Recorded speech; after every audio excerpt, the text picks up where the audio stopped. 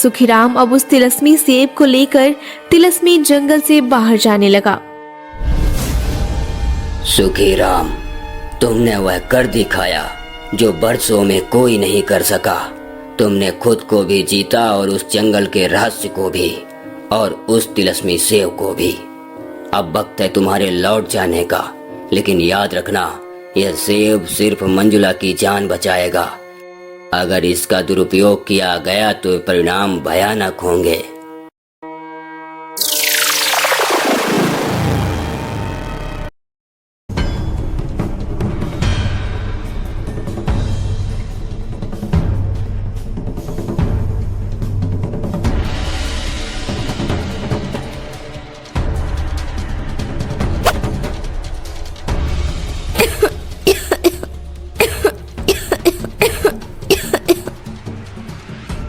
नंदू, आज भी लकड़ियां कम बिकी। अब मंजुला का कैसे होगा इलाज? मंजुला की सांसें हर दिन कमजोर होती जा रही हैं। अबे ओ सुखीराम, नाम तो ऐसा कि जैसे सुख की खान हो, और हाल ऐसा कि जैसे दुख की दुकान हो। खैर, दुखी मत हो, मंजुला को बचाना है तो कोई चमत्कार चाहिए। मैं चमत्कार में विश्वास नहीं करता नंदू। अगर कोई चमत्कार होता तो भगवान अब तक देख लेते।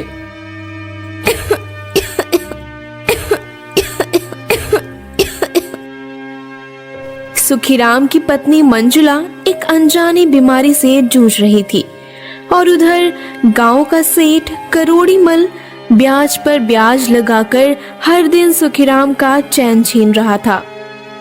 अरे ओ बंसीलाल, जाओ सुखीराम को बुला कर लाओ। 1 महीने के लिए उसने मुझसे रुपए उधार लिए थे। आज 3 महीने बीतने को हुए, अभी तक उसने रुपए वापस नहीं किए। जाओ उसे बुला कर लाओ। जी मालिक, अभी जाता हूँ।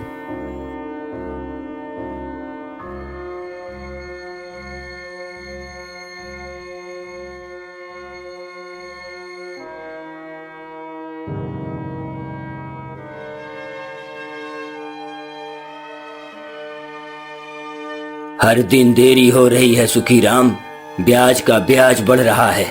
कहीं तेरी पत्नी मंजुला बच भी गई तो भी तेरी सांसें बंद हो जाएंगी मेरे रुपए और उनका ब्याज चुकाने में, समझे? बस एक मौका दे दो सेठ जी। मैं वैद्य से मिला था, उन्होंने कहा कि एक औषधि है, पर वो केवल तिलस्मी जंगल में मिलती है। इस औषधि से मेरी मंजुला की तबीयत ठीक हो पाएगी। मैं उस औषधि को तिलस्मी जंगल में लेने जरूर जाऊंगा। हैं? जंगल से औषधि? तिलस्मी जंगल के किस्से मैंने भी सुने हैं। जो वहां गया वो या तो लौटा नहीं या पागल होकर लौट आया। हैं? अगर तुम वहां जाकर मरमुरा गए तो मेरे रुपए कौन देगा? मुझे कुछ नहीं होगा सेठ जी, मैं आपके रुपए जरूर दे दूंगा। बस कुछ महीने का समय और दे दीजिए, मैं ब्याज सहित आपका रुपया लौटा दूंगा। बस एक बार मेरी मंजुला की तबीयत ठीक हो जाए। सुखीराम ने इतना कहा ही था कि तभी करोड़ीमल के दिमाग में एक बात आई। इसकी पत्नी भी बहुत ज्यादा बीमार है, बचने की कोई संभावना नहीं है, और यह भी तिलस्मी जंगल में जाना चाहता है। तिलस्मी जंगल में जो भी गया वह आज तक लौट कर नहीं आया, या फिर अगर जैसे तैसे लौट भी आया तो वह पागल होकर लौटा। मेरे रुपयों से कहीं ज्यादा इसकी जमीन कीमती है। अगर यह तिलस्मी जंगल में फंस गया तो इसकी जमीन पर मैं कब्जा कर लूंगा। हाँ, यह ठीक रहेगा। ठीक है सुखीराम, मैं जानता हूँ कि तुम बहादुर हो। जाओ तिलस्मी जंगल, मैं जानता हूँ कि वह औषधि तुम लेकर आ सकते हो।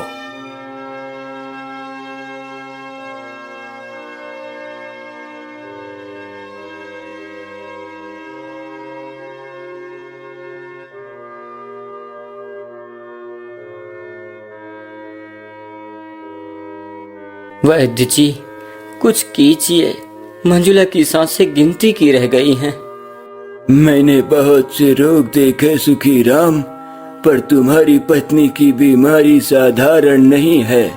उसका उपचार नागज्योति नाम की जड़ी से होगा। जो सिर्फ तिलस्मी सेव के रस से सक्रिय होती है, और वो सेव सिर्फ तिलस्मी जंगल में मिलता है। मैं वहाँ जाऊंगा, चाहे मेरी जान ही क्यों न चली जाए। तिलस्मी जंगल में प्रवेश करना इतना आसान भी नहीं है जितना तुम सोच रहे हो, लेकिन बहुत ही सावधानी से जाना। सुखीराम वैद्य की ऐसी बातों को सुनकर वहां से उठता है और दुखी होकर सीधे अपने घर चला जाता है।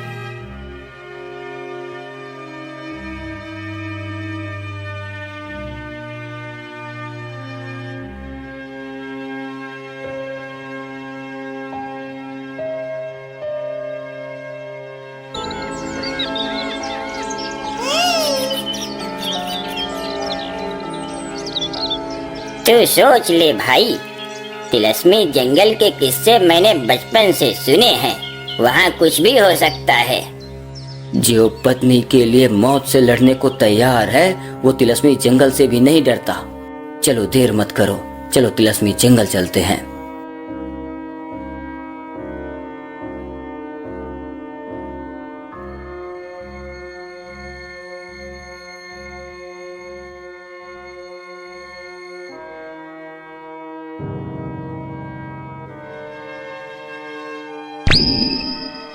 कहाँ चले जा रहे हो? तिलस्मी जंगल के द्वार पर तुम दोनों पहुँचने वाले हो। रुक जाओ वरना मारे जाओगे। तुम तो एक कबूतर हो।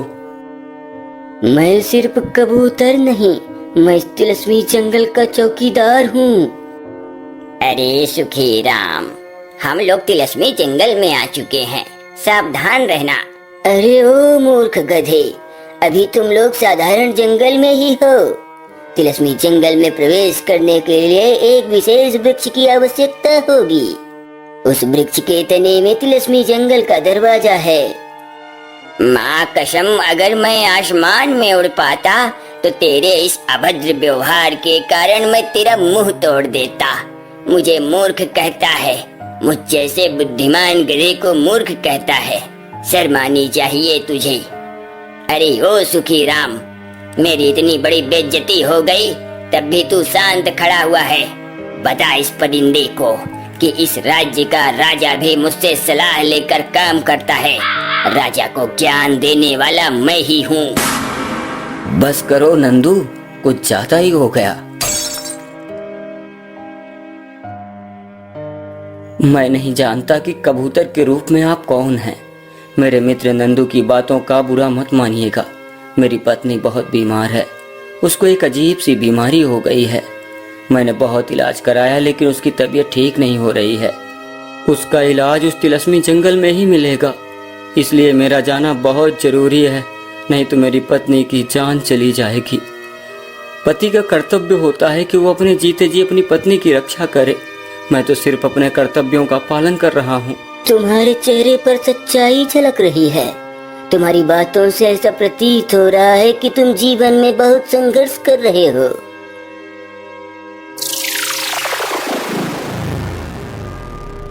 मैं रघुनंदन हूँ, इस तिलस्मी जंगल का रक्षक। बरसों पहले मैंने तिलस्मी जंगल के राजा सूर्य केतु की सलाह के विरुद्ध जाकर तिलस्मी जंगल को आमजन के लिए खोलने की कोशिश की। मेरी गलती ने जंगल को असंतुलित कर दिया और मुझे श्राप मिला इस रूप में बदलने का। तिलस्मी जंगल के पेड़ पौधों में हीरे जवाहरात सोने चांदी लगे हुए होते हैं। तिलस्मी जंगल में मरते हुए इंसान को जीवित करने की औषधियां हैं। तिलस्मी जंगल सिर्फ नाम का तिलस्मी जंगल है, लेकिन अगर उसमें कोई सच्चा इंसान जाता है तो वह उस तिलस्मी जंगल के रूपरेखा को जरूर देख सकता है और वह जीवित अपने घर भी लौट सकता है। लेकिन ऐसा व्यक्ति आज तक उस जंगल में गया ही नहीं। जो भी उस जंगल में गया उनके अंदर स्वार्थ था, छल था, दुष्टता थी और लालच था। इसलिए वह सारे मारे गए या फिर पागल हो गए। मुझे तुम सच्चे व्यक्ति लगते हो, जो बिना लालच के सिर्फ अपनी पत्नी के जीवन की रक्षा के लिए और अपने कर्तव्य के पालन के लिए तुम तिलस्मी जंगल में जाना चाहते हो और उस औषधि को प्राप्त करना चाहते हो। आज मैं श्राप से मुक्त हो गया, उसका कारण भी तुम ही हो। मैं तुम्हें तिलस्मी जंगल का रास्ता दिखाता हूँ।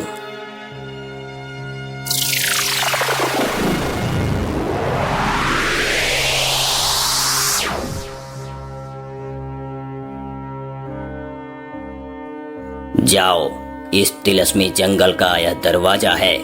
अब तुम तिलस्मी जंगल में प्रवेश कर सकते हो।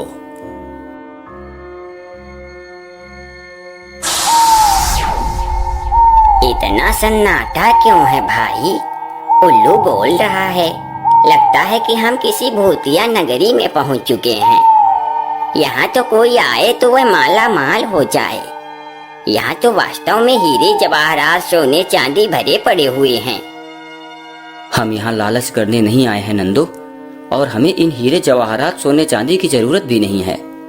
हमें वह तिलस्मी सेब ढूंढना है जिससे मेरी पत्नी मंजुला की जान बच सके। ऐसा कहकर सुखीराम और नंदू दोनों आगे बढ़ते हैं तिलस्मी सेब की खोज में। घूमते घूमते पूरे जंगल में सारा दिन बीत गया, लेकिन उन्हें वो तिलस्मी सेब कहीं नजर नहीं आया। सुनो सुखीराम, कुछ हीरे जवाहरात ले चलो यहाँ से। अगर तुम इन हीरे जवाहरात सोने चांदी को अपने साथ ले जाते हो तो तुम भी बहुत अमीर व्यक्ति बन जाओगे और सेठ करोड़ी मल से भी ज्यादा अमीर हो जाओगे। सोच लो।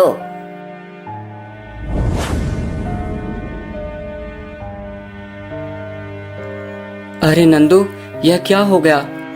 तुम पत्थर कैसे बन गए? नहीं, अब मेरा क्या होगा? शायद तुम्हारे लालच ने तुम्हें पत्थर बना दिया।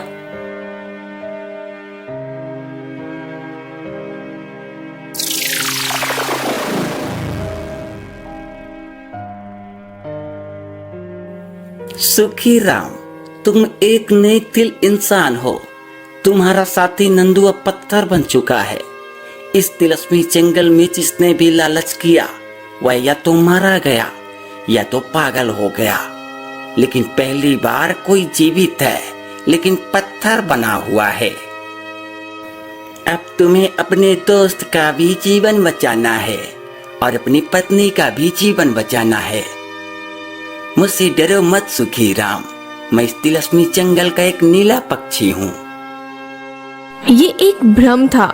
सुखीराम अपने साथी को भी खो चुका था। अब वो तिलस्मी जंगल में अकेला पड़ गया क्योंकि उसका साथी नंदू अब पत्थर बन चुका था। अब उसके सामने और भी कठिन समस्याएं थीं। अब उसे अपनी पत्नी का जीवन भी बचाना था और अपने साथी नंदू का जीवन भी बचाना था। भ्रम में डूबा सुखीराम ऐसा सोच रहा था। तूने क्यों लालच किया नंदू? तूने क्यों लालच किया? एक तू ही तो था जो मेरे साथ था, तू भी पत्थर बन गया। तू जानता था कि लालच का परिणाम क्या होता है, लेकिन तूने सब कुछ मजाक समझ लिया।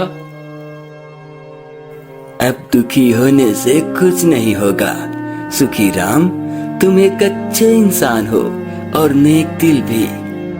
तुम्हें इस तिलस्मी जंगल में और भी परीक्षाएं देनी होंगी। अगर तुम तैयार हो तो मेरे पीछे चलो। इतना कहते हुए नीला पक्षी उड़ते हुए चल देता है। सुखीराम भी मरता क्या ना करता, वो भी नीले पक्षी के पीछे चल देता है। सुखीराम की यात्रा अब तिलस्मी जंगल के भीतर एक ऐसे द्वार तक आ पहुंची है जहां भ्रम, डर और सच्चाई की परीक्षा एक साथ दी जाती है। उसके पास सिर्फ हिम्मत नहीं, एक उद्देश्य है, मंजुला को बचाने का और अपने साथी को फिर से पहले वाले रूप में वापस लाने का।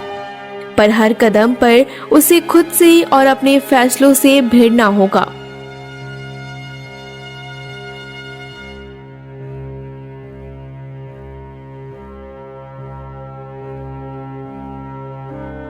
सुखीराम, यह है भ्रम का द्वार। यहाँ तुम्हारी आंखों से देखी हर चीज सच लगेगी, पर तुमको सोच कर तय करना होगा कि कौन सी राह सही है। अगर तुम भ्रम में उलझे तो मंजिल दूर हो जाएगी और भ्रम में तुम पड़ भी चुके हो।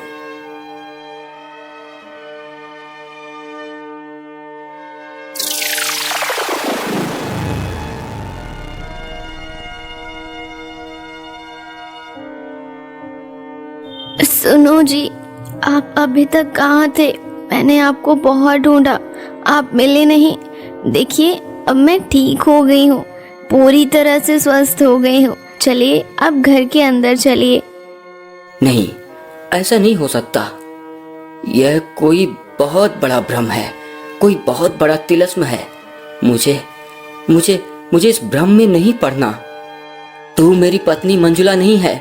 मैं अपनी पत्नी मंजुला के लिए आया हूँ और मैं यहाँ से वह तिलिस्मी सेब लेकर जरूर जाऊंगा। यह एक भ्रम है, मैं इस भ्रम में नहीं फंसूंगा, देख लेना।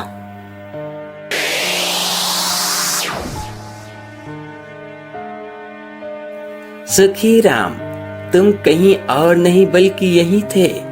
तुमने भ्रम को पहचान लिया।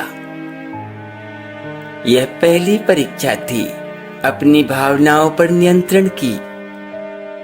तभी एक पेड़ से एक गूंजती आवाज आती है। जो इस तिलिस्मी जंगल में आता है वह लोभ लालच में डूबा होता है, लेकिन जो त्याग अच्छाई लेकर आता है वही इस जंगल के रहस्य को समझ पाता है। मैं किसी खजाने के लिए नहीं आया। मैं सिर्फ अपनी पत्नी मंजुला को बचाने आया हूँ। मैं अपने कर्तव्य का पालन कर रहा हूँ। बस यही मेरी इच्छा है कि मुझे वह तिलिस्मी सेव मिल जाए और मैं उससे अपनी पत्नी मंजुला की जान बचा सकूं और मैं अपने साथी नंदू को फिर से पहले वाले रूप में प्राप्त कर सकूं। तुम इस परीक्षा में भी पास हो गए सुखी राम।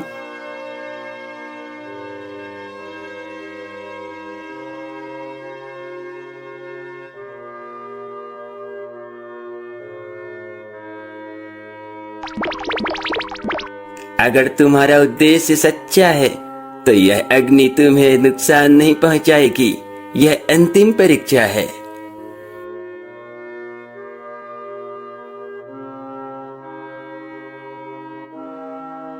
अबे ओ सुखू, सोच ले, अगर झुलस गया तो मंजुला को कौन बचाएगा?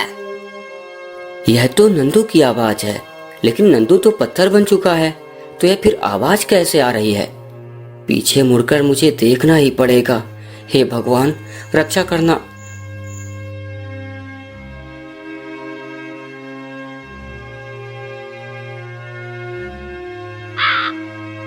अरे मेरे दोस्त नंदू, तुम तो पत्थर बन चुके थे। तुम तो मेरे साथ में ही हो। यह कैसे हो सकता है? कैसी बातें करते हो सुखी राम? मैं तो शुरू से ही तुम्हारे साथ में हूँ। इस तिलिस्मी जंगल में कहीं तुम पागल तो नहीं हो गए? सुनो सुखी राम, नंदू सही कह रहा है। वह तो शुरू से ही तुम्हारे साथ था। यह तो तिलिस्मी जंगल का प्रभाव है कि तुम भ्रमित हो गए। नंदू का पत्थर में बदलना तुम्हारा एक भ्रम था जो अब खत्म हो चुका है। सुखीराम को ये जानकर खुशी हुई कि नंदू कभी पत्थर नहीं बना था, बल्कि वो शुरू से ही उसके साथ था। नंदू का पत्थर बनना सुखीराम का इस तिलिस्मी दुनिया में एक भ्रम था। अरे मेरे दोस्त नंदू, अच्छा हुआ कि यह एक भ्रम था, वरना मैं तुम जैसा दोस्त खो देता। मैं अभी बिना डर के इस तिलिस्मी सेव को प्राप्त कर लेता हूँ। सुखीराम अब उस तिलिस्मी सेब को लेकर तिलिस्मी जंगल से बाहर जाने लगा। सुखीराम, तुमने वह कर दिखाया जो बरसों में कोई नहीं कर सका। तुमने खुद को भी जीता और उस जंगल के रहस्य को भी, और उस तिलिस्मी सेव को भी। अब वक्त है तुम्हारे लौट जाने का, लेकिन याद रखना, यह सेब सिर्फ मंजुला की जान बचाएगा। अगर इसका दुरुपयोग किया गया तो परिणाम भयानक होंगे।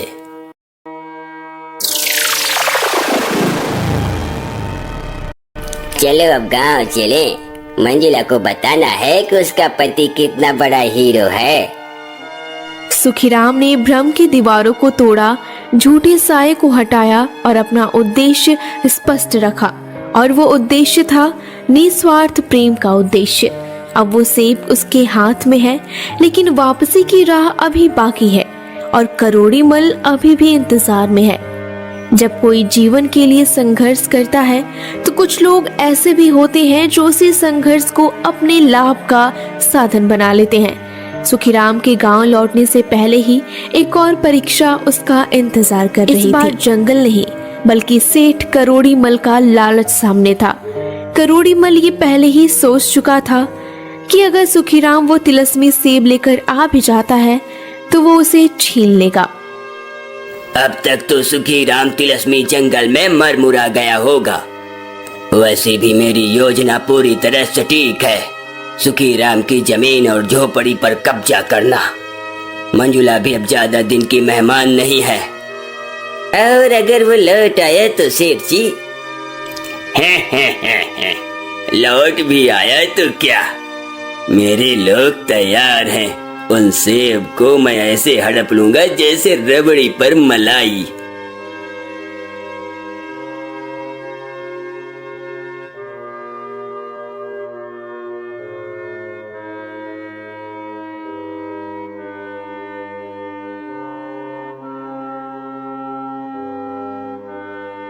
हम वापस आ गए सुखू। अब मंजुला ठीक हो जाएगी और तेरा कर्ज भी उतर जाएगा। अरे सुखीराम लौट आया और देखो उसके हाथ में कुछ है, कोई फल जैसा।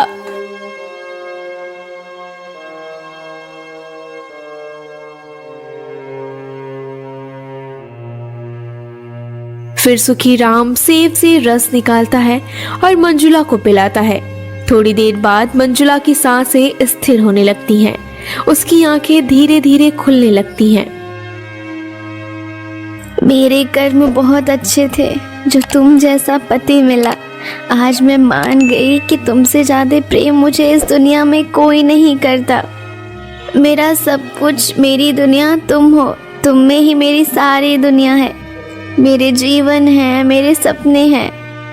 तुझसे किया वादा निभाया मंजुला। देख तू ठीक हो गई। मैं जब तक जिंदा हूं मैं तुझे कुछ नहीं होने दूंगा।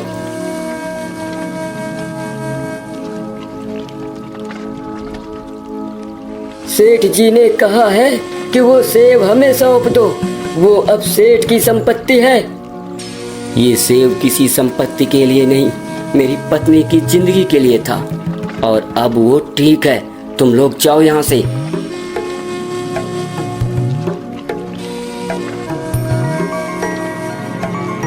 अबे हटो, इस बार अगर किसी ने हाथ बढ़ाया ना तो तुम्हारे स्वास्थ्य के लिए अच्छा नहीं होगा। अल्कोहल में डुबा कर ऐसे लात मारूंगा कि अगले 7 जन्म तक नशे में पड़े रहोगे। हाँ नहीं तो सेठ करोड़ी मल की ऐसी की तैसी। प्रेम, धैर्य और सच्चाई से बहुत कुछ प्राप्त किया जा सकता है और बुराई को हराया जा सकता है। तो सचमुच एक योद्धा है। मैं कोई योद्धा नहीं हूँ काकी। मैं बस एक पति हूँ जिसने अपने पत्नी के जीवन को बचाने के लिए और अपने पति होने के कर्तव्य को निभाने के लिए और अपनी पत्नी के विश्वास के लिए हार नहीं माना। अपने मुंह अपनी ही बढ़ाई है। और मैं एक गधा हूँ जो सबसे समझदार निकला। दोस्तों, कहानी अच्छी लगी हो तो वीडियो को लाइक करिए और वीडियो को अपने सगे संबंधियों दोस्त के पास शेयर कीजिए। कृपया कमेंट में हमें बताएं कि इस कहानी में आपको क्या अच्छा लगा और आप किस जगह से ये वीडियो देख रहे हैं।